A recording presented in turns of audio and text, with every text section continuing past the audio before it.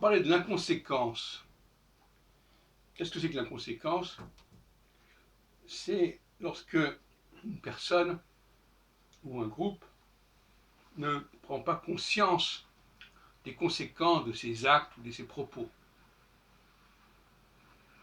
Et l'on peut dire que pour le coronavirus, le gouvernement, Premier ministre, ministre, président de la République, ont fait preuve d'une certaine inconséquence. C'est-à-dire qu'ils n'ont pas pesé correctement les conséquences de leurs décisions ou de leur absence de décision. Je rebondis sur une discussion qui est passée sur Interdit d'interdire avec Frédéric Tadei il n'y a pas longtemps, à savoir que l'inconséquence, en l'occurrence, c'est de ne pas avoir considéré tous les paramètres dans le temps et dans l'espace, et de n'avoir privilégié qu'un certain point de vue aux dépens d'autres points de vue. Et il est probable que l'on s'aperçoive prochainement de l'inconséquence du comportement de ces personnes. Alors, pour moi, l'inconséquence est un symptôme d'autisme. L'autiste, j'en ai parlé à plusieurs reprises dans mes interventions, l'autiste est un personnage inconséquent. Dans tous les sens du terme. Il ne pèse pas les conséquences, ou bien il n'en a que faire. Et comme on dit vulgairement, y compris chez les jeunes femmes, il s'en bat les couilles.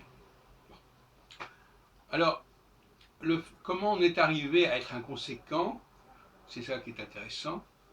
Par quel processus forge-t-on des personnes qui visiblement ne souhaitent pas, ne sont pas capables de peser, de jauger les conséquences de ce qu'ils font. Et apparemment, c'est comme une qualité souhaitable chez un gouvernant, chez un responsable, que d'avoir un sens assez aigu des conséquences de ses actes. Je dirais aussi que les femmes seraient peut-être auraient plutôt tendance que les hommes à être inconséquentes. De ne pas se soucier trop des conséquences de ce qu'ils font, de ce qu'ils ne font pas, en tout cas pas trop se casser la tête à ce sujet. Et par conséquent, bien que le gouvernement soit essentiellement constitué d'hommes, dans sa tête, je ne suis pas sans soupçonner une influence féminine chez certains, vous voyez ce que je veux dire,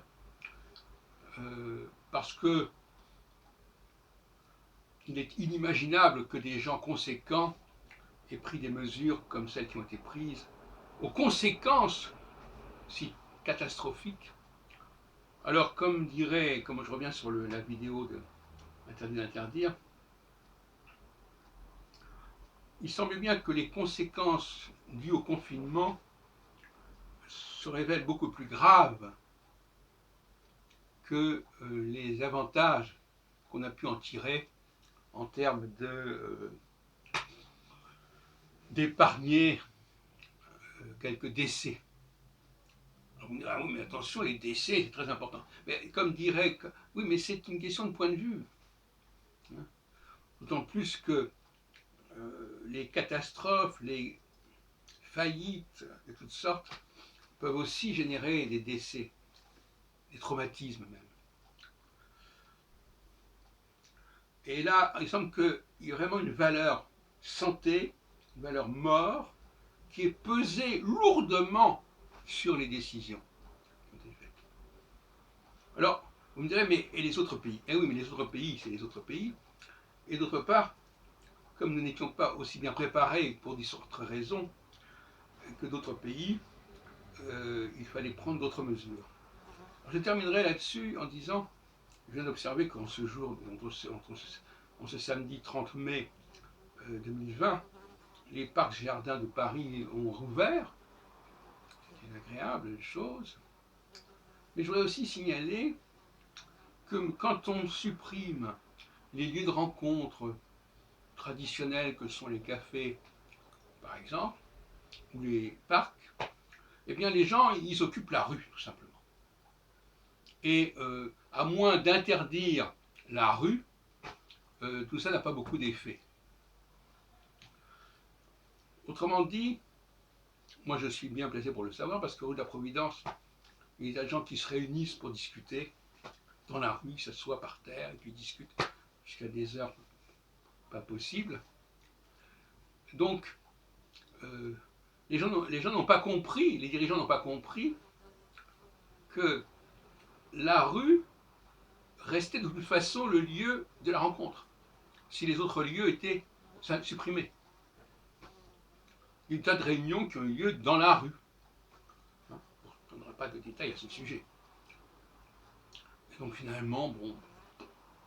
Donc c'était pas le problème. La fermeture, alors ou bien on fermait tout, y compris les rues, c'est-à-dire couvre-feu, etc. Couvre-feu, et même on n'a pas le droit de se réunir dans les rues, même à quelques-uns. Parce que 10, pourquoi 10? Même 3 ou 4, ça suffit. Quant aux masques, oui, très bien, les masques, mais est-ce qu'ils sont lavés? Est-ce qu'ils sont propres? On ne peut pas le vérifier. Bon. Et comme on n'a pas d'appareil pour... etc. Donc, ou bien on supprimait toute possibilité de se rencontrer, y compris dans la rue, y compris sur les bancs, ou bien il fallait procéder autrement. C'est-à-dire expliquer aux gens, j'ai déjà dit, de ne pas parler, de réprimer leur besoin de parler, tout simplement. Et là, je note qu'à Tokyo, ils ont interdit dans les parcs d'attractions de hurler. Enfin, c'est-à-dire qu'il faut bien comprendre que le problème numéro 1, ce n'est pas le masque. Le masque, il est là pour éviter quelque chose. Si on n'a pas de masque, il faut essayer d'éviter ce que le masque aurait pu éviter. Or, le masque, est-ce qu'il évite quoi? Les conséquences de la parole. Par conséquent, si on n'a pas de masque, il faut aller à la source et dire on ne parle pas. Il est interdit de parler. Je pourrais continuer comme ça.